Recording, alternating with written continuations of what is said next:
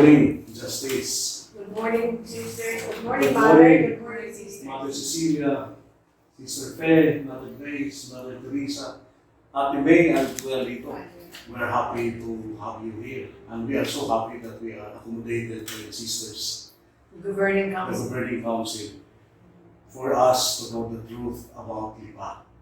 And we are so excited to know some more about them, the way they live their life, and also, especially about the Lipa Camel event.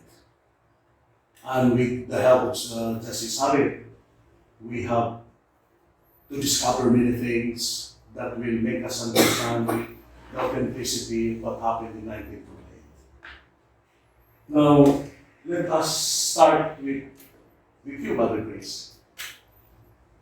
Mother Grace, what is your experience here, and how long you've been here, and especially your experience with Mother Cecilia, Mary Cecilia, the prioress during the operation?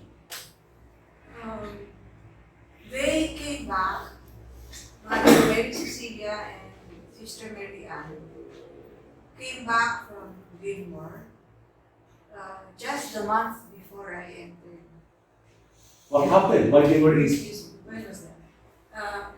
They came back in April 1963, and I entered in May, end of May, almost end of May 30th, 1963. What And, happened? Why they were in Gilmore? I did not know at that time. I was unaware of all this. I thought they were here, they had been here all the time. But later I learned that they were exiled after the events here. And so she was my mother's mistress. It was a grace for me because I don't know how I would have persevered if I did not have a novice mistress as patient as she was and as gentle. Because I had so many questions. I entered right after college. I graduated in March and I entered in May. So I had lots of questions. I was questioning practically everything, and she had the patience to answer my questions. Mother Grace, one of your questions to the late Mother Cecilia, was it about the authenticity of the Lipa Camel? No. You never had any. No, I never asked questions about that. But you knew about it. Yes, because before I entered, my first of all, my family, they were shocked that I was going to enter. And then, why Lipa? So my grandmother said, why, of all the Carmels, why don't you enter another Carmel? Don't you know that the sisters there are dishonest? And Dishonest? they have been fooling the people. Don't you know? Yeah. So, but I still wanted to enter here. And I just made a joke out of it. I said, Lola, it's good. Let me enter and I will find out. And I will tell you when you come and visit me. Okay. I just made fun out of it. Okay. But we never talked about it.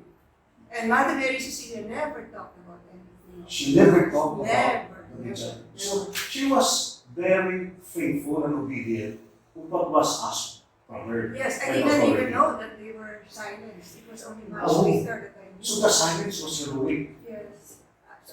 Yes, I think Heroic so. Yes, silence. yes, she never, not a word. Not a word. Not a word. So- And also I was not also asking because in the first place we were taught in the Jewish state, they call it the spirit of death. Not to be curious. Don't be asking too many questions. But in spite of that, I was asking too many questions. Yes. So she was very patient, she was very loving, very thoughtful. Mother Grace, so you mean Mother Cecilia was just serene? There was peace in her? Yes, Having up? yes, but she would correct us. in a very gentle way, but she would not let fault pass if it had to be corrected. No sign of being affected about how she was treated by the authority. No. Very, very, very gentle. That's good. Yes. In fact, I didn't know that she had not been here for so long. For I how thought that long she was- had been here all the time. We For never how long talked was she about away this. from Lipa Carmen? Oh, that was 19. I cannot remember when they left. And she had 13 years of exile. Wow. Short time in Harrow, and then she was brought to Gilmore Carmel. For how long in Gilmore Carmel, Mother Teresa? 13 years practically, because in Harrow it was just a matter of a few months. So she came back here in 1963. She's right. Wow. That was a long time. A long time. Oh yes. A long time. A long time of suffering. Yes. So you are the first novice of Mother Cecilia. Yes, first postulant and first Postulant. novice, yes. After she came back. I didn't know that happened. What is very surprising is the way she remained silent about anything. Oh yes. Oh yeah, looking back, I can see that. How was she as a person? Well, you would never see her lose her temper or never. She even to correct him, she would do so in a very gentle way. It was for me a big grace. Probably that's why I persevered. Was she quiet all the time? No, she would also tell stories about sisters from other cardinals. She would tell us the things that would be happening in other cardinals. She would give us news, but nothing about the 1948 happenings. So just as it shows that Mother Cecilia took it very seriously. Vow of obedience. The Vow vow, of silence. the vow of silence and the vow of obedience. Heroically, she practiced it. So, who gave her the permission to say something about Carmen? Did it happen? I don't know. Mother Teresa? I think when we had the community retreat with Bishop Escalera, The Jesuit bishop? yes, he allowed her to speak. He removed the ban of silence from her. And this was when? I forgot the exact year. But that was shortly before she died. So it must have been in 1981. She died in 1982. So I think it was just before. Just It before. was also in 1982. Same year. How old was she there? When she died, she was 74. Mother Teresa, how are you related to the late Mother Cecilia? Well, she's my aunt. Because my mother, Josefina, Zialcita, was the youngest girl, the youngest sister of Mother Cecilia. And when you entered Lipa Carmel, was she a novice mistress too? Only for a short while. Because I made my temporary profession in 1962. She arrived 1963. The next year, I left the novitiate already in preparation for my solemn profession. So I was only very short time with her. But you remained in Lipa Carmel. Again, You remained in Lipa Carmel. oh yes. How was she as your aunt? And you being from Hungary? You know, I think we were both very careful about that. You know, the blood relationship. I was very careful because I didn't want the sisters to say that I was a favorite. I was not. We were both very careful about the ban of silence. She's right. That is what struck me most about her. She never spoke about the apparitions, and I never inquired because I respected that she was under the ban of silence. She was like that. That is what really struck me, you know. And through the years, I could really see. That was really remarkable, you know. She was so silent and so at peace. So, please. There was an aura of peacefulness. Never did I hear her say any word of anger, of revenge, of whatever you might say against those who might have hurt her so much. I'm sure she suffered terribly. She suffered terribly. And even And my own family suffered with them. But they were like her, mommy and daddy. You know, my dad was the engineer of the chapel here. So my parents were very, very close to Carmel. And I can really say, you know, that like Mother Cecilia, they suffered so much, but they were silent. I think it runs in the family. what about Mother comportment towards the postulants and the novices? Was she fair or was she playing favorites? I would say that she was fair. Very fair. Yes, fair. And how would you characterize her whole personality? Was she holy? Was she obedient to the rules and regulations of the Carmel community? Or did she set a very good example to the novices and to the postulants in terms of holiness and piety? Yes. She was always punctual, she was always silent and gentle. And for me, I saw her as, well, I would say, novice then. I realized, I mean, you know, it's like she was the personification of what the Carmelite should be. And I was rather attached to her. I was much attracted to her. Well, justice so with what the sisters are telling us. There are things that we have heard outside that are not true about Mother Cecilia. Oh, well, we don't have to go far, Father. Yes. Look at the 2015 Vatican Decree. Yes. They Yes, quoted yes. supposedly the 1951 decree of the late Pope Pius XII, wherein there was this charge of lesbianism and Yes. normal attachment between Yes. Mother Cecilia and Sister Teresa. Please explain to us, Carmel. It said there that there was a connivance between Mother Cecilia and Sister Teresa because of their special relationship, and that they had to cover for one another. But however, studying all the documents at hand, many documents that were furnished to me, which was never published from the very start. It was kept, secretly kept. And I came to discover that Monsignor Santos, the late Cardinal Santos, then Monsignor Bagnoche, concocted this story Wow. of lesbian relationship between the late Mother Cecilia Wow. and by using a certain postulant by the name of Lucia del Mundo. But the thing is, Lucia del Mundo never accused them of any lesbian conduct. Yes, as affirmed by Father Angel de Blas in his journal.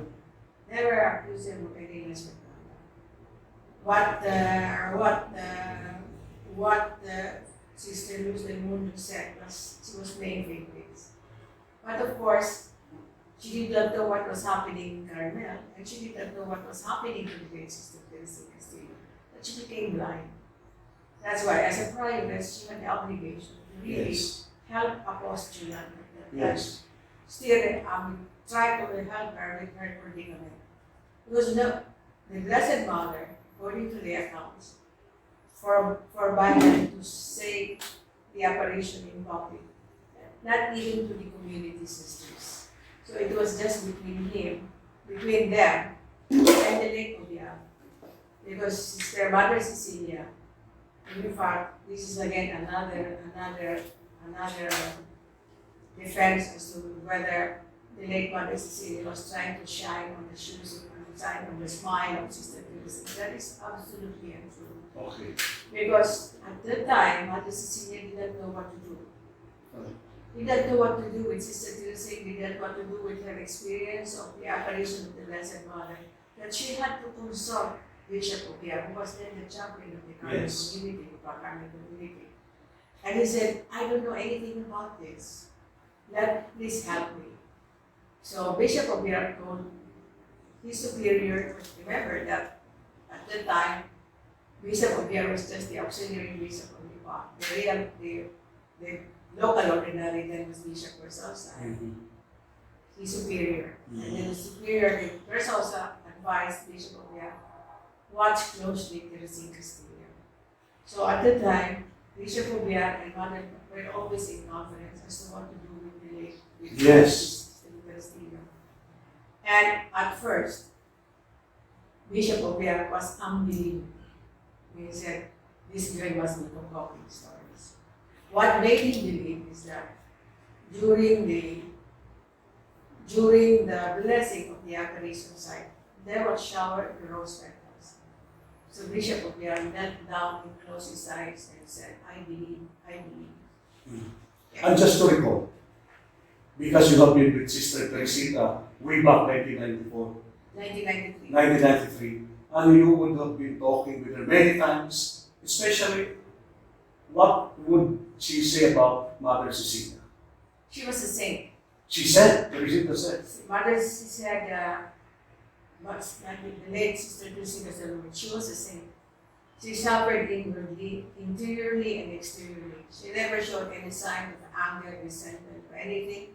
And she would always tell Sister Teresa, "Lord, just take care, and God's will be done. So this is the will of God, then let us suffer for the will of God." So the late Sister Teresa got a lot of courage from her. So Sister Teresa, as far as Sister Teresa was concerned, as she told me, she was her moral anchor. And she helped her steer her way. Because they were both maligned. Their respective families suffered so much. That is true, Mother Teresa. She said, you were branded as liars, family of liars, including your own family members. They were all liars, that they were trying to capitalize on the popularity of the... May I add something? Yes. There was a Carmelite priest, Father Bernard Dearnas. He was also giving conferences to the Third Order Carmelites, the tertiaries. My parents were among them. And during a conference, he would say, the Carmel is a stain to the order. Oh my gosh. Can you imagine what my parents must have felt? wow.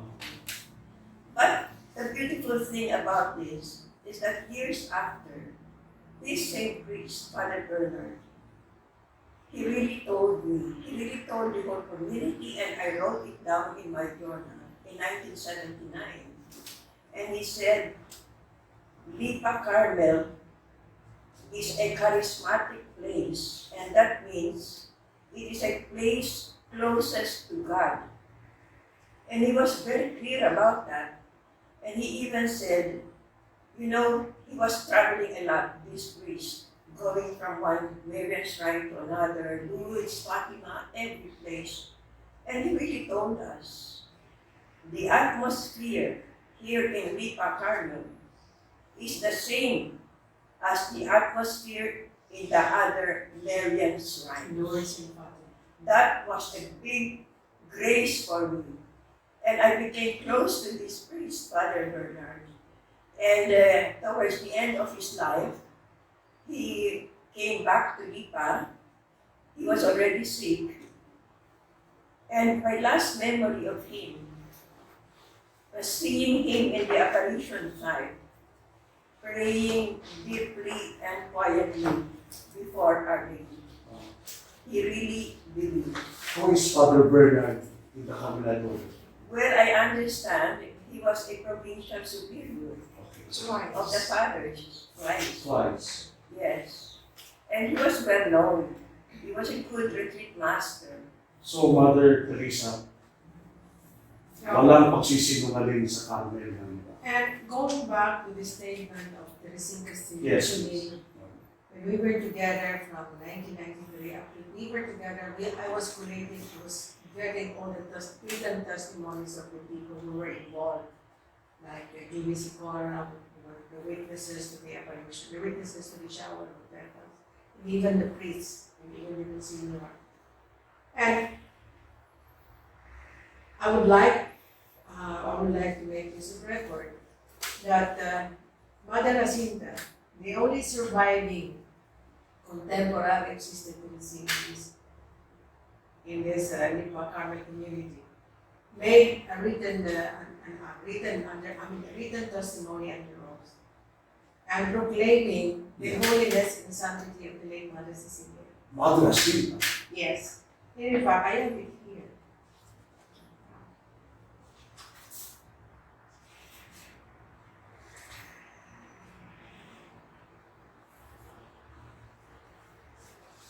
She said here, it was only some we were lancing. She said it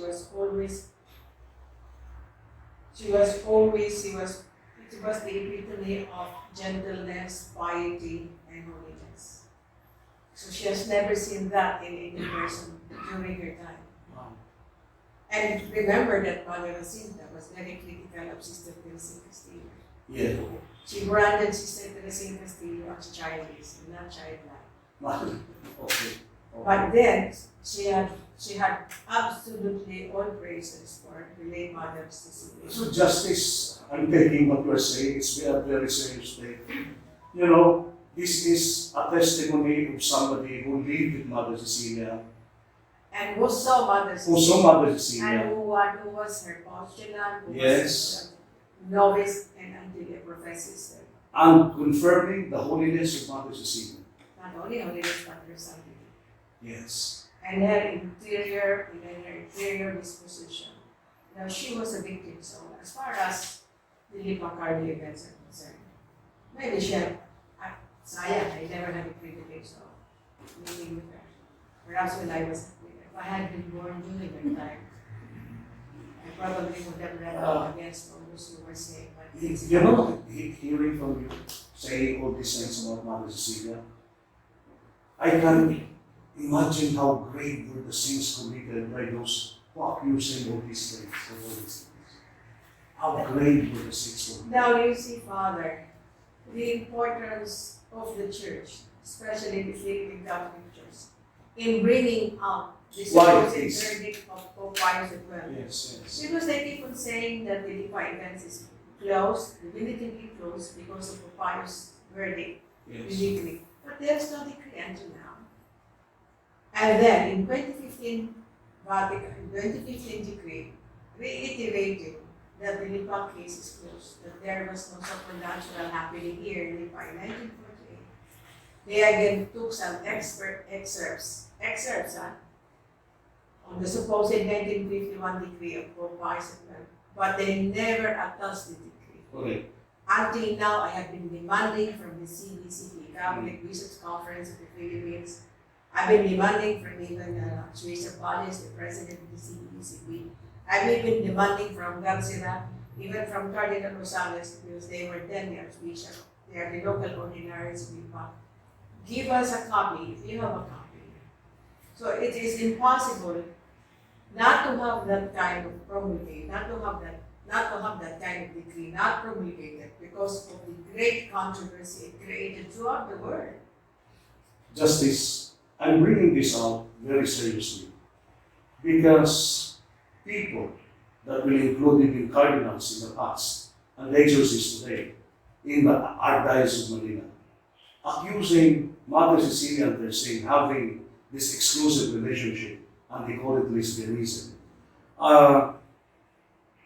Justice, they have committed the canonical crime of falsehood. Yes, under 3090 and the Canon 3090 and 3091, they should be excommunicated automatically.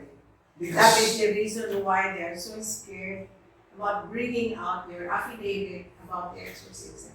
They're scared. Yes, That's very scared. As much as possible, they don't want to bring that out.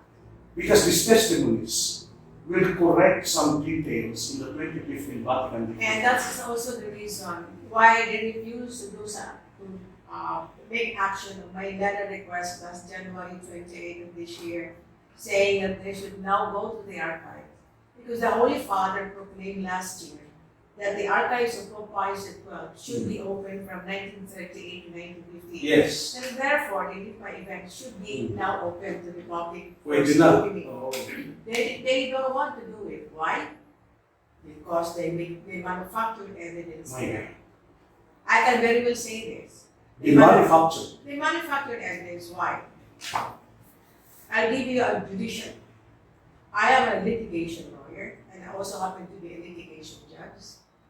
And I know for a fact that whenever I make a decision, I keep the documents, the proofs that I gathered as my way of showing, affirming my decision in case it is reviewed by a higher court or an appellate court. In the Lipa events, they had it destroyed, including the roses, petals, including, by the way, Testimonies. the testimonies, and even the accounts of Sister Teresa, and even the account of Mother Cecilia. In other words, ground zero. Why? Because in case of appeal, we have no basis to appeal because we don't have anything. Yeah. And they want their verdict to stand up as legitimate, as truthful, because there is no way that the other party can say you are wrong in your verdict. But luckily, and I have to thank the Dominican Order of the Philippines. Why? Father Roland de la Rosa, a noted historian of the Dominican Order, went to Santa Sabina to gather some information about the Lipa events in 1940. He stumbled on the diary of journal of the late Angel de Blas. And what was the diary of the late Angel de Blas? Angel de Blas was the chief investigator of the Lipa events. He thoroughly investigated Sister Teresa. While the other bishops who signed the 1951 decree commission, the verdict, the diocesan verdict, did not even investigate Sister Teresa. Yes. Did not even investigate Mother Cecilia. Did not even investigate Bishop Obiang. Did not even investigate Bishop Rosa. What did they do with this four? Mother Cecilia, she was banished to Harriet. Bishop Obiang was banished to Lucena. Versosa was maligned, saying that she committed fiscal mismanagement and therefore she was forced to retire. And then Sister Teresa was asked to go leave under the pretext that she can come back anytime. But there was no agenda, there was no reason why she should be coming back. In other words, they want to destroy the four persons who are very closely affiliated with the Lipa Carmel events in 1948. So when they say in the commission, in the 1951 commission says that after a thorough investigation and lengthy, there was none. It was a hoax. It was a hoax. It was a fraud perpetrated on the Lipa people, not only the Lipa people, but only in the entire Filipino community. There was no investigation. It was a prepared verdict. Even before they started the investigation, there was already a verdict prepared. No less than the handwritten by You have it. Cardinal The Cardinal. handwriting. No. Justice, but you have mentioned the name Mother Zialcita. You were the one telling me that she was asked to what? She was asked to. When she was Tasked. She was tasked. Well, one of the things that Mother Zialcita also revealed in June Kitley's book is that she was died in postulant. Remember that she entered Lipa Carmel May 1948. Sister Teresa followed in July 1948. So she was ahead by a few months. May, June, just 1 month. Less than a month because she entered May 16, 1948. Mother Zialcita entered May 16, 1948, and Sister Teresa Castillo entered July 4, 1948. Yes. Immediately upon her Yeah. 21st birthday reaching the age of majority because of the opposition of the family. And in the book of June Kitley, she was thoroughly interviewed by June Kitley, late June Kitley. She was tasked, she was one of the two sisters who were tasked to burn all the documents relating to the events. The petals, the prayers, the novena prayers, the account of Mother Cecilia, the account of everything. It took them more than several days, almost 2 weeks. And then she got sick. She got really sick because of it. Okay, thank you, Justice. Justice, by the way, I have the report of Cardinal Santos to Banyotsi about the financial dynamics here when he was assigned as apostolic administrator.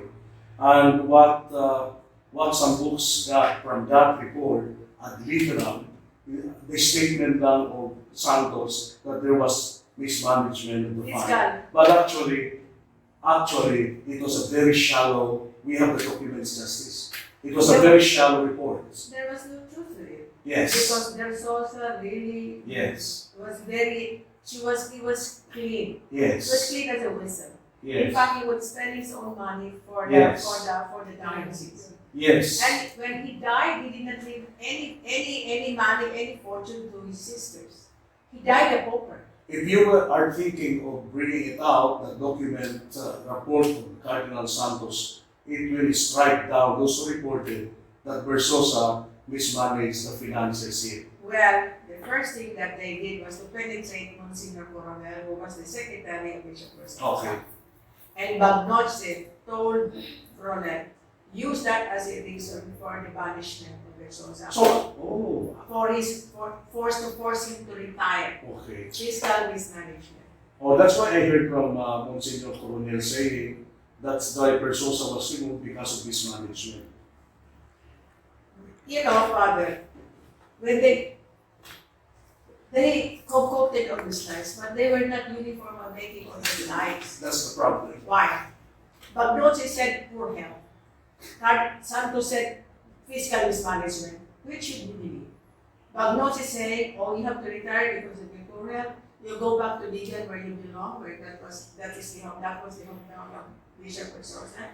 Then here comes Cardinal Santos. Then the appointed administrator of Lipa saying, oh, he had to be removed. I have to take over because of his fiscal mismanagement. So which of them are telling the truth? They are both liars. So dito nahuhuli sila sa kanilang ginawa rin kay Mother Cecilia. Father, do not say Tagalog because this is That's all right. So even this is for international yes, consumption. yes. So this is also what happened. What did they do with Mother Cecilia? Oh yes. All these lies. Lies about the lesbian relationship, and it was debunked knowledge by Father Angel de Blas, the chief investigator of Sister Alam. By the way, I'll give you a background of Angel de Blas. At the time, he was the U.S. director of Antiquos of the University of St. Thomas. He was a noted psychologist. He was the chief investigator. Now, when he made the verdict that Mother Cecilia Teresita Casilli was telling the truth, that he is of the time, he was one of the chambre of visionaries that should be believed. Bagnoche got Murat, Or magicians. who was a psychiatrist, Yes. and maneuvered in saying that something's wrong with the head of Sister Teresa Castillo. Yes. That's why how they came about the lesbian relationship, it's nothing. That is the reason why truth will set you free if you open the archives. Now that the Holy Father, there is no more hindrance to the opening of the archives, because knowledge that the Holy Father has agreed to open, has commanded even to open the archives. Then why are the CBCB, the bishops here in the Philippines, are very reluctant? Because they are scared that the fraud that they have been perpetrating for the last 73 years would be discovered. Justice, I have to bring this up because Father Cecilia, in his confidential report to Cardinal Tagle, and in what was published by the Bulletin Ecclesiastic of the Filipinas, the reason why Teresa was demonically possessed was because of that kind of relationship. You have heard that also when we had our meeting last May That's 1, why- 2017. You remember last May 1, 2017? Yes. I asked for proof. Yes. Said, what is your basis? He said, it's the decree of Washington. I said, show me your proof. I don't have it. And then, therefore, you have no basis in saying that. Sabi ko, I am a judge, I am a lawyer, you cannot say anything without proof. Now, this- Otherwise, you're lies. And in fact, you're lying, I said. You're lying. Because in your interview sa Radio Veritas, you also said that Sister Teresa was demonically possessed. Yes. Yes. Oh, I did not say that. You did not? I have a transcript of your interview. Until now, I have a transcript. So this is a big problem for them. So, irreparable, what they did. You know, I've been approached by some bishops Please tell us justice. that I should stop this inquiry about the truth because it will destroy the Philippine Catholic Church. I said no.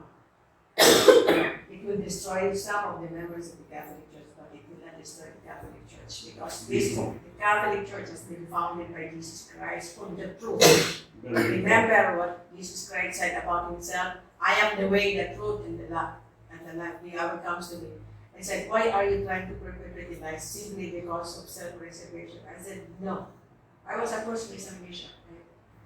Tell me that, stop it, if you will stop it because it's going to destroy us here. I said, no, it will not destroy the Catholic faith in this country. It will destroy the enemies of the church.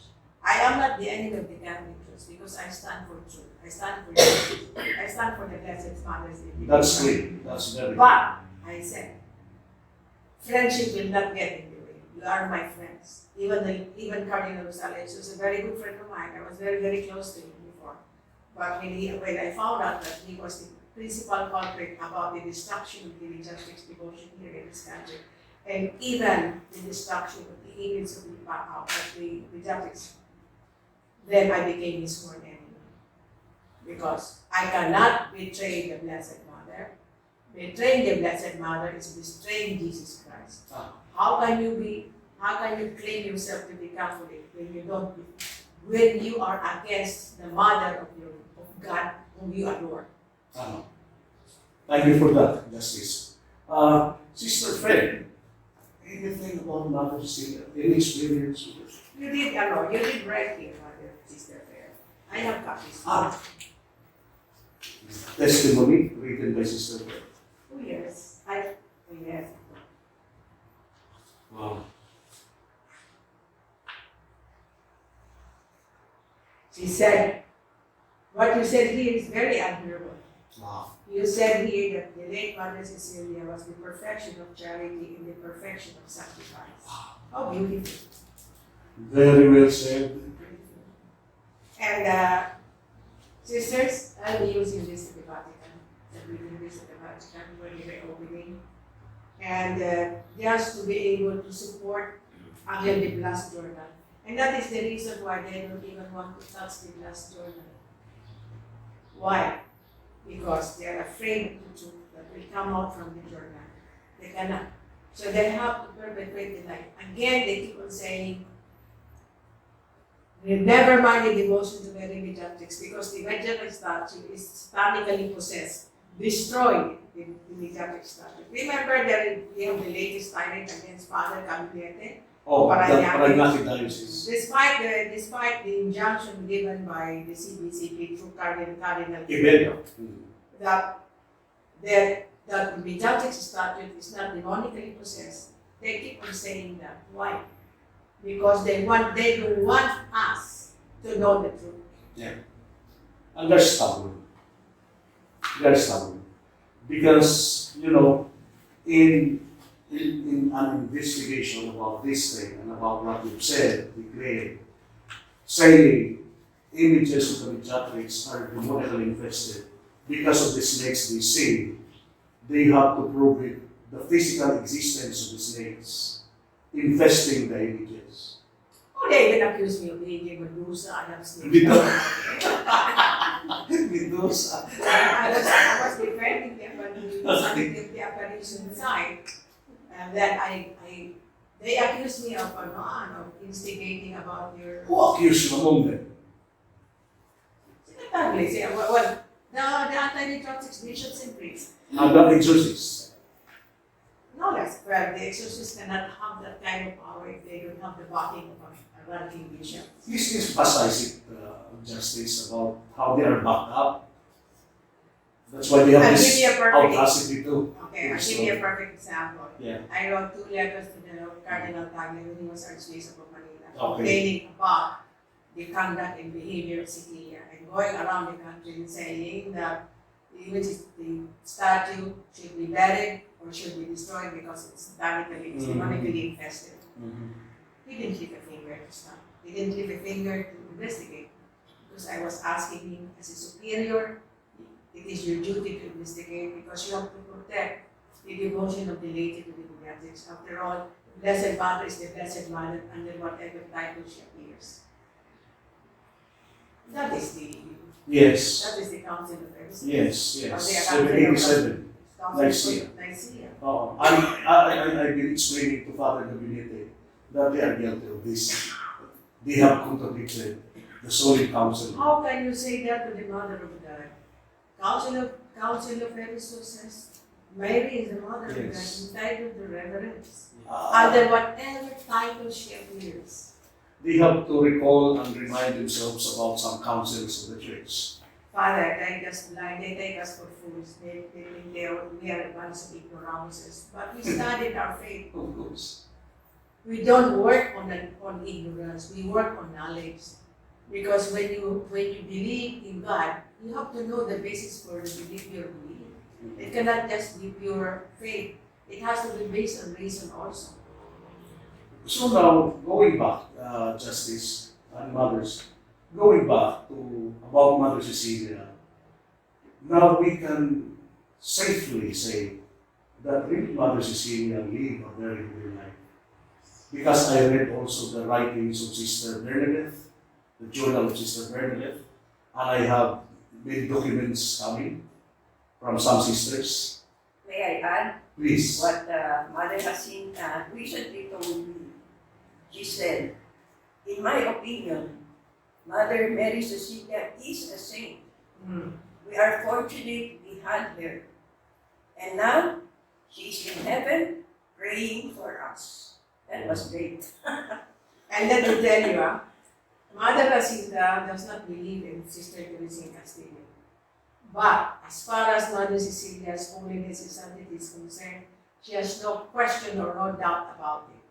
What a big testimony. Yes. And then your testimony, sisters, now, your declaration, your joint declaration, I will ask you also, Mother Cecilia,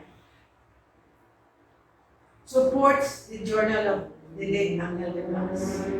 You, Mother Teresa, being a relative, you know for a fact. You would be the first to say, oh, she's no good, my auntie's no good. Because, you know, sometimes our best critics are our own relatives. I would like to share an experience, if I may. Please. You know, I have a heart problem and I'm also a diabetic. In 2012, I collapsed in my room and our lay caregiver, Ellen Lacerna, heard me fall. So she came and she saw me unconscious on the floor. And she told me after that she prayed. She said she was praying that a sister would come to help her carry me back to my bed.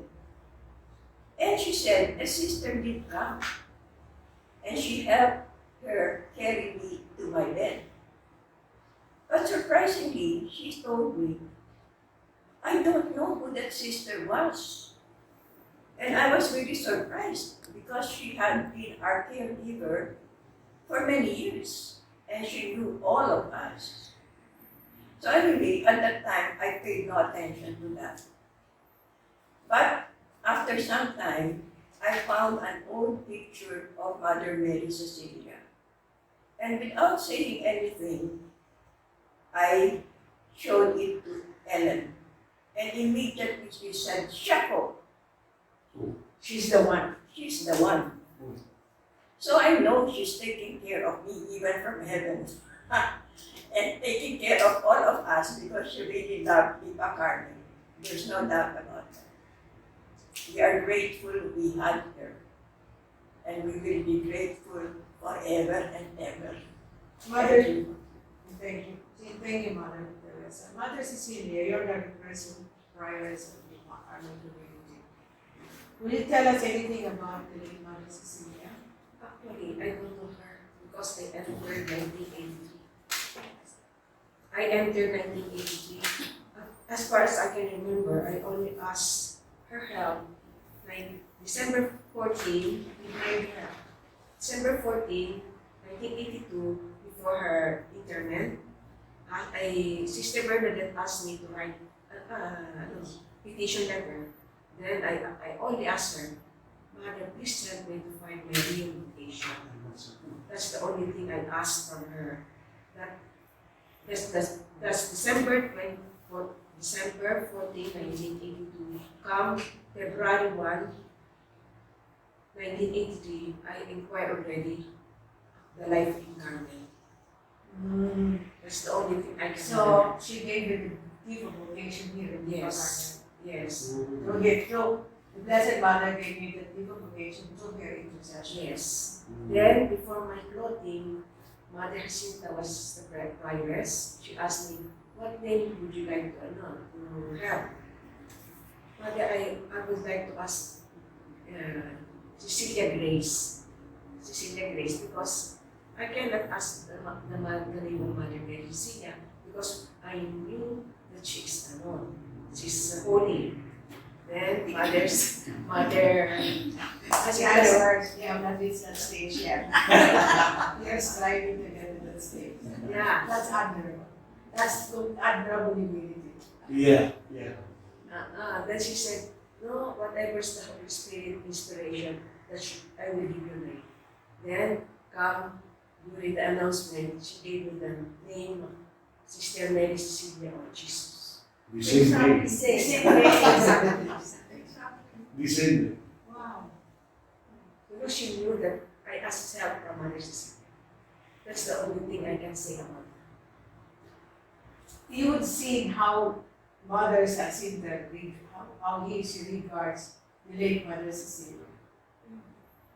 As far as she's concerned, there is no doubt, no question about her sanctity and holiness. Yes. Agree. Very strong. Unanimous time. All of you. No, even the Mother Jacinta. Mother Sinta, especially Mother Sinta. Despite her misgivings about Teresa's it doesn't really concern her. As far as Mother Cecilia is concerned, she is the epitome of holiness, sanctity, and grace. And as far as what she said, you said that she is a saint. That's what she declared. And the late Sister Teresa also declared to me that the late Mother Cecilia was truly a saint. And when I have something to add. When Bishop Escaler gave that retreat, when he removed the ban from Mother Cecilia, after her death, I think in January of 1983, he told Mother Natividad, the foundress of Castilleros Cardinal, who was his cousin. He told her, you know, there's an old nun there in Lipa. I think the sisters might not know, but I think she is a saint. Referring to Mother Cecilia. Yes, referring to Mother Cecilia. And Mother Nati, of course, they were good friends of Mother Cecilia. She said, of course I know her. She supported me because Mother Nati was sent here to Lipa during those troubled times to be the novice mistress. Natividad. And she experienced all the frightfulness, all the negativeness, and she would tremble in fear whenever the bell would be rung. But God allowed that when Mother Cecilia was sent to Gilmore in exile, the prioress of Gilmore gave Mother Nati to her to be her companion in the vestment office. Oh, wow. And Mother Nati was telling me, she said, there were times when she was so affected by what happened here in Lipa that she would cry almost hysterically. And it was Mother Cecilia who would embrace her and tell her, this is God's will, let us be peaceful, or that. Imagine that. She was the one consoling Mother Nati. And the object of derision. Yes. And the object of And there's another story. During that time, when they were together in the basement office, they were still working at night. And all of a sudden, they heard groans. Groans. And they were so frightened. They embraced each other in fear, only to find out later that it was one of the bishops who was dying and who had signed the decree against the apparitions. I don't know the name of that bishop, but that was Mother Nati. He said he was one of the bishops who signed. oh my gosh. That one growing? Yes. And later they found that he died, really. That moment. That time. And then, That's it.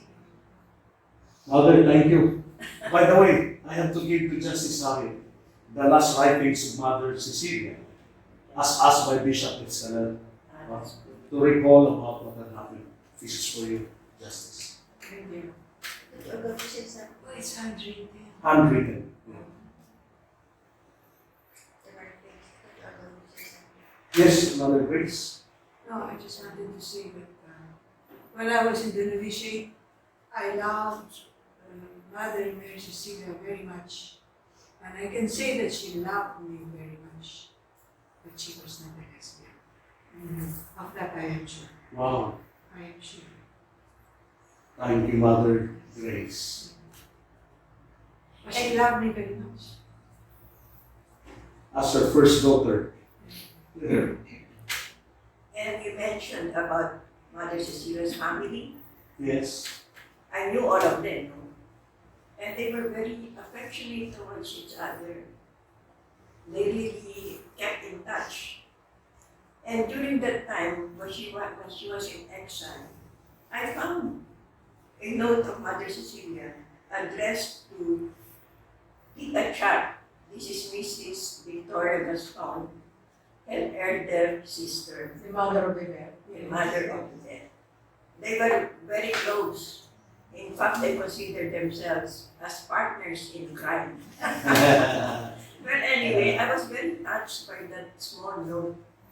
Because there she said, a sister in that Carmel had told her that Mrs. Gaston had come with the whole family, and it's a big family, to visit her. But they were not allowed. In Harrow. I think it was Yes, probably no.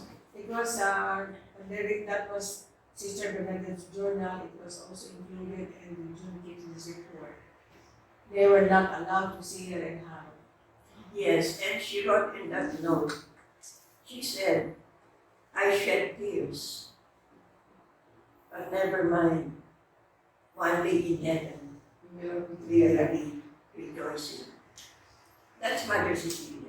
And Tita Chad's daughter, Babette, my cousin, also wrote her testimony. And she said there that Mother Cecilia was always saying, lo que Dios quiere, what God wants. It was always that. That was And really, I think that's why she was so at peace, because she was simply following. This was the Father's will for her. Okay. It was a moment of growth for her. And I think she really became very focused. I agree very strongly with Mother Teresa. And it's not by chance that Mother Mary Cecilia is the Mother Prioress these days. Because we are revisiting the Lipa in Yes. 1948, and you carry the name of the Prioress Mother there, Mary Cecilia. Mother Mary Cecilia of Jesus. It reminds us of many things about her holiness, about how she managed things, and how she was so peaceful in embracing all this. It was a terrible time for her, but she saw it with God's will. And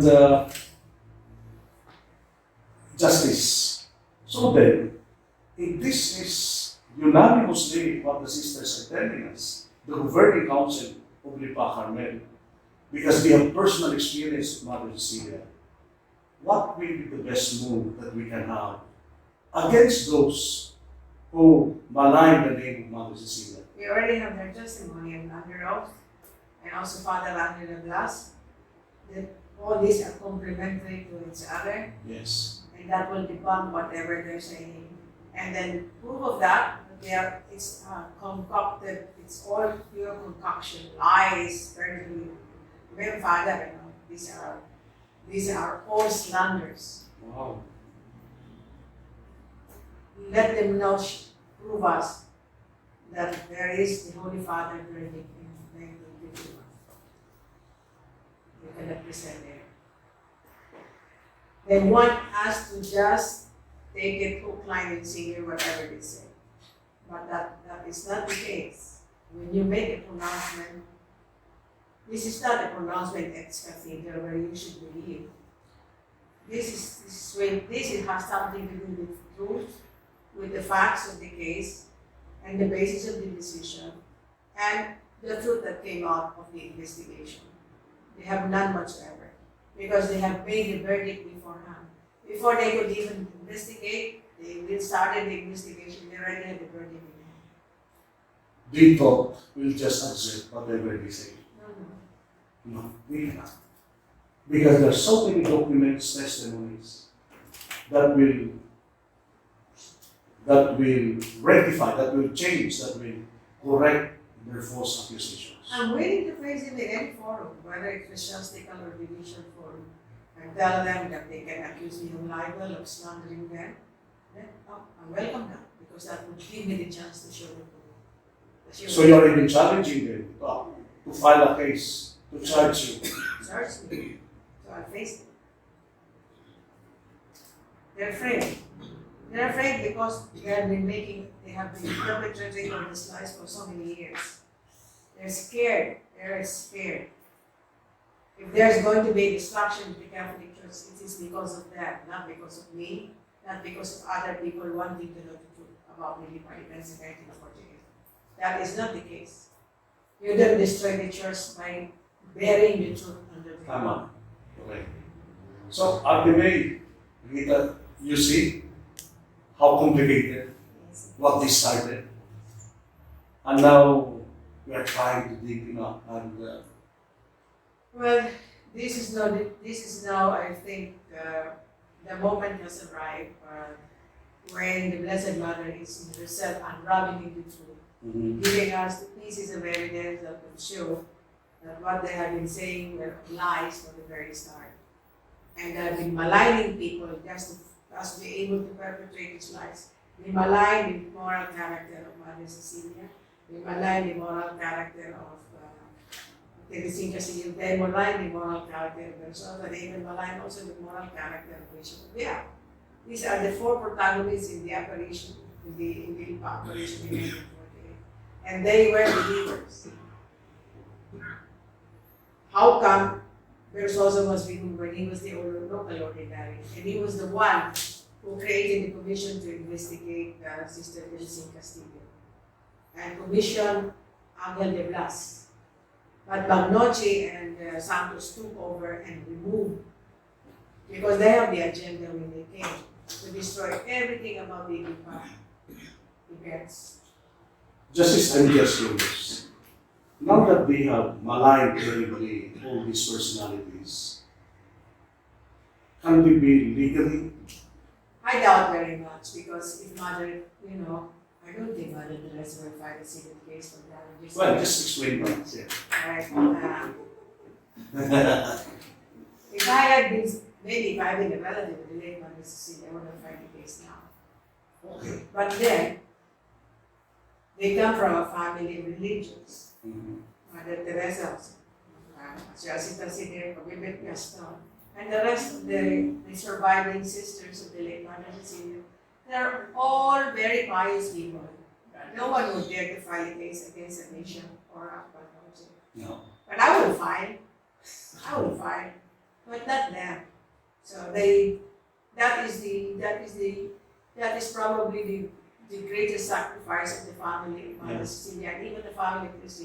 Oh, there's They could not secure vindication from the court simply because it doesn't, it's not according to their taste. I mean, it doesn't leave it leaves a bad taste in their mouth, considering that they are all religious people. And under different circumstances, now the filing case a long time. So we just wait na lang until the church will listen to us. Not the church, the lady should come, should enter into the picture. Please explain to Lumen us Gentium.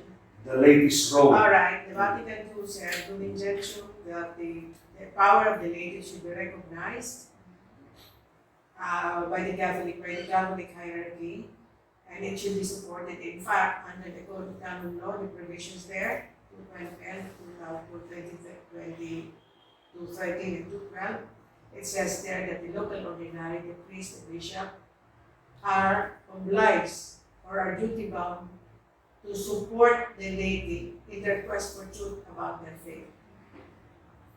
They cannot dampen that enthusiasm for the laity. In fact, they have to support. This is actually what you are doing. We are. And then number 2, remember Sensus Fidelium, that this devotion has been going on for the last 73 years. It has evolved a sense of faith among the laity, and therefore it should be respected by the Catholic hierarchy. We call it the Sensus Fidelium. So it has grown into a separate entity wherein the laity has the primordial responsibility of spreading their faith towards other people. And with the cooperation and participation, legitimate cooperation, participation of the bishops and the priests. They cannot thwart the devotion of the laity because it is against Lumen Gentium. I can understand the predicament of the late Mother Cecilia, Bishop of Yale, and others also. They were the persons in authority during that time because they were governed by Vatican I, where in absolute silence is the code. Here no more. Vatican II, when you speak of obedience, in Vatican I you speak of servile obedience. No questions asked. Vatican II, it says it should be responsible obedience.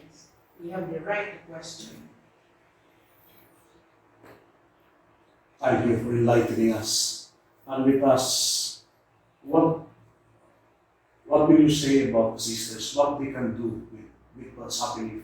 We have done already now. I mean, the community as a community. We have come out in the open after 73 years of silence, and God has given you the grace, Mother, sisters. It's not easy for you to come out in the open, despite the criticism. I'm sure you will have some criticisms even from your own sisters, from other Monasteries. From other monasteries. Like for example, Gilbert will be critical of you. Gilbert? Oh. Are they believers of the Medjugorje? No. They are not? They are in connivance with Father Cecilia. They are? Oh, I heard one thing about Gilbert.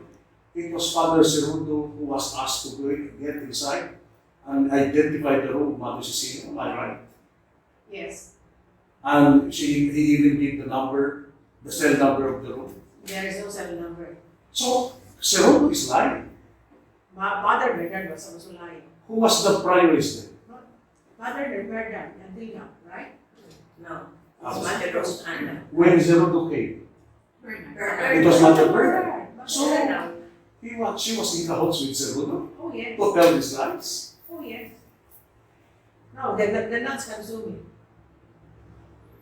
Let them sue me. This is grave. Very grave. This is Because grave. they don't believe in the apparition. They don't believe in the part. They are part of the strategy of Cecilia and the rest, Tagle and the rest to destroy the devotion. And what is remember, Father, in the Vatican Decree of 2015, there was a separation between devotion and apparition. Yeah. The laity were forbidden to publicly say that the apparition is authentic. Of course, public yan, no? But since it is a private belief, because remember this is a private revelation, a Catholic a Catholic faithful is free to agree or disagree. In fact, we don't even commit sin now if you don't believe in Fatima, despite the recognition of the Vatican, if you don't believe in Lourdes, despite the recognition, because it is a private revelation. If it's a private, now they have strategized to destroy even the devotion itself. The complete destruction of the image of Our Lady of the Judges here in the Philippines. So we are fighting for the cause that they cannot touch our devotion to Our Lady because it is private to us. We can even disseminate it. Why?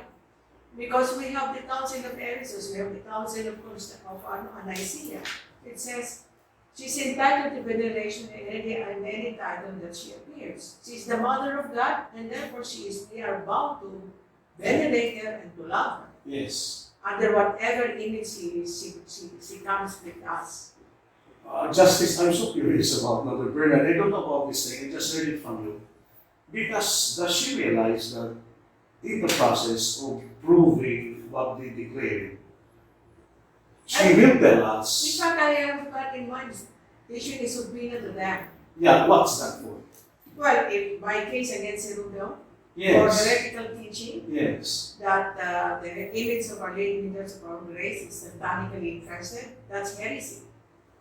You commit the crime of heresy because that is against the teaching of these early fathers, the Council of Ephesus, the Council of Nicaea.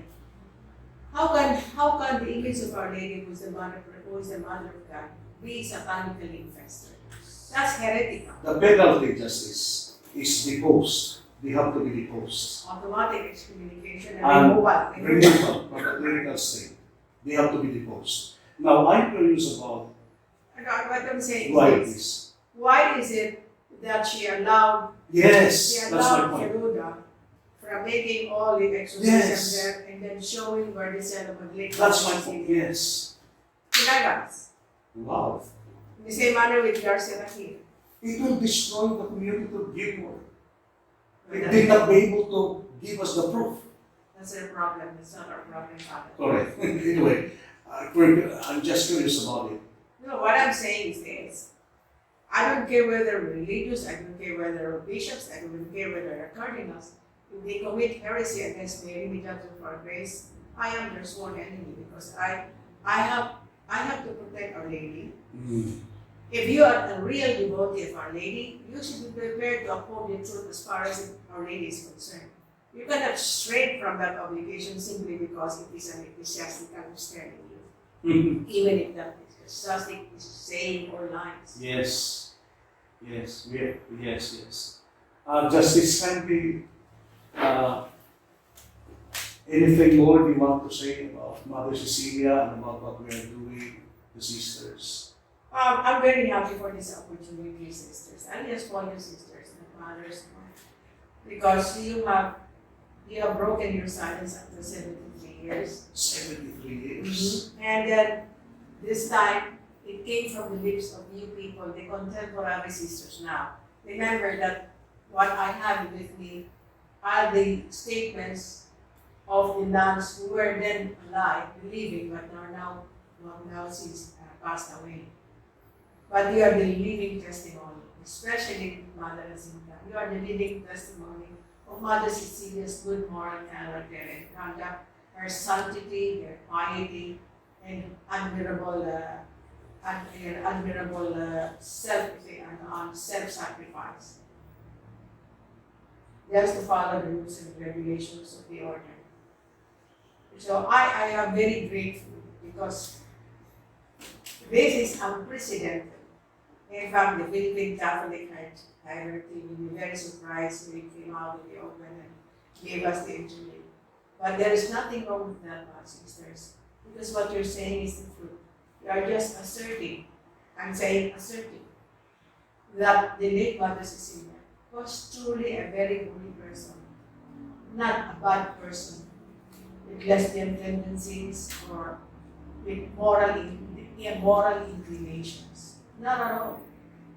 And that was the basis for the destruction of the Lipa apparition by destroying the character of Sister Teresa, Mother Cecilia, Bishop of Yara, and Bishop of Jesus.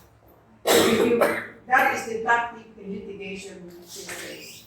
If you want to destroy the testimony of a witness, you destroy his moral character. So he loses his credibility. Okay. That is very good. That is very good. Thank you.